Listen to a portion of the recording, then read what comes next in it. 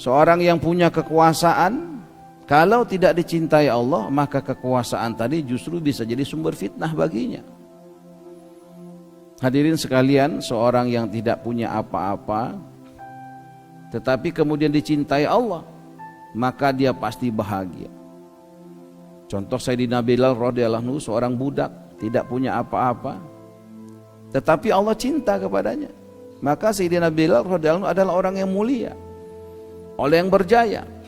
Bahkan ketika diberikan amanah sebagai gubernur tanpa kampanye, tanpa debat, coba bayangkan ini budak, hadirin, jadi gubernur. Kira-kira gimana tuh pemerintahannya? Dalam benak kita zaman sekarang, ini pemerintahan pasti kacau balau.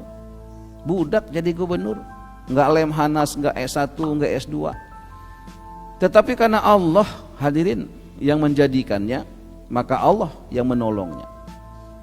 Dalam sejarah, hadirin sekalian, kepemimpinan Sayyidina Bilal adalah kepemimpinan yang gilang gemilang, sukses. Bukan hanya di dunia, sampai kepada akhirat.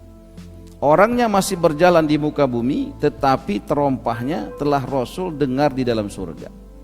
Kesuksesan seperti inilah sesungguhnya yang harusnya kita cita-citakan kepada diri kita dan kepada anak-anak kita.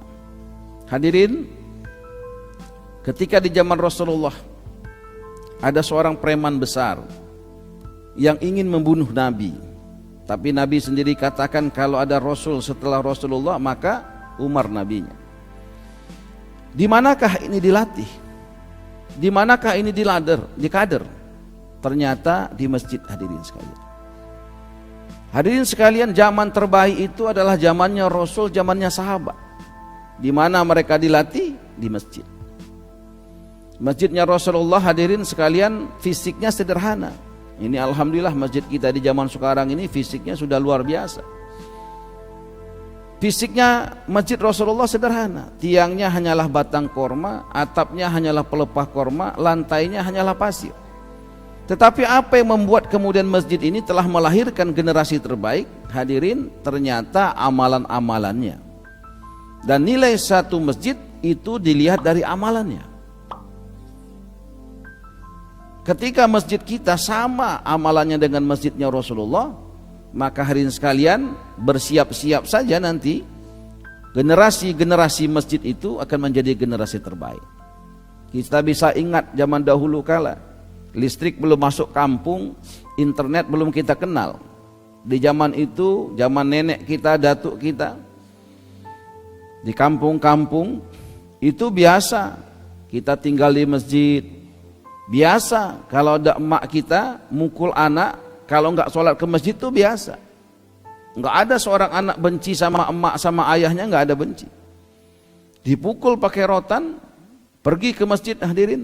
Kadang-kadang nginap di masjid, kadang-kadang makan juga di masjid, mandi juga di masjid.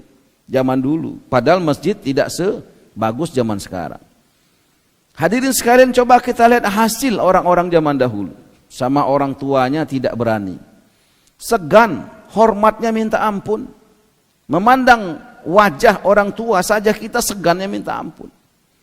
Hadirin sekalian, zaman dulu taatnya anak kepada orang tua luar biasa. Taatnya anak kepada guru zaman dulu luar biasa. Kenapa? Karena anak-anak zaman dulu itu lengket kepada masjid, hadirin. Orang tua zaman dulu itu menghubungkan anaknya kepada masjid. Sehingga ketika anak-anak terhubung kepada masjid, maka anak-anak terhubung kepada Allah Subhanahu wa taala. Anak-anak zaman dulu itu dicintai Allah. Kenapa? Karena orang tuanya mendidik anak-anaknya mencintai masjid. Janji Allah berlaku, hadirin. Siapa yang mencintai masjid, Allah cinta kepadanya. Coba kita lihat zaman dulu.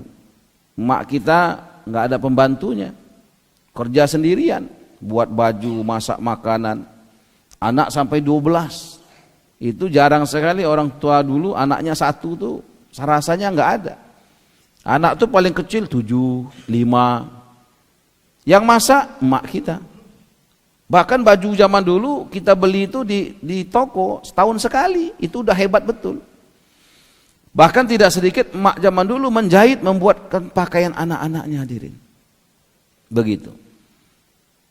Dan anak-anak zaman dulu, hadirin sekalian, itu biasanya tangguh-tangguh. Sekolah cari sendiri. Biaya sekolah kadang-kadang cari sendiri. Sekolah jalan berkilo-kilo hadirin. Sanggup? Enggak ada yang kemudian putus sekolah, jarang sekali. Bahkan ketika merantau itu enggak pakai kiriman bulanan dari orang tua. Bertahan anak-anak zaman dulu.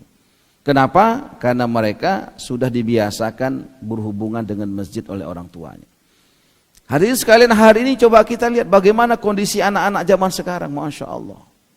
Karena anak-anak jauh daripada masjid, dekat kepada PlayStation, jauh daripada masjid, dekat kepada mall, jauh kepada masjid, dekat kepada tempat-tempat permainan, maka suasana kebatinan anak-anak kita hadirin sekalian mudah betul menyerah.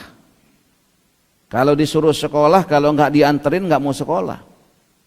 Kadang dianterin pun kalau nggak ditunggu juga nggak mau sekolah. Hadirin sekalian, apalagi disuruh cari sendiri, berat. Kalau kadang-kadang sudah kuliah dikirim keluar hadirin, pulang-pulang juga nggak bawa hasil apa-apa. Zaman dulu nggak ada itu begitu. Kenapa? Karena di zaman dulu ketika dia merantau pun dia cari masjid. Dia nggak terbebani dengan sewa kos, sewa rumah dan sebagainya macamnya. Anak-anak zaman dulu kan sudah terbiasa di masjid, kemana saja cari masjid.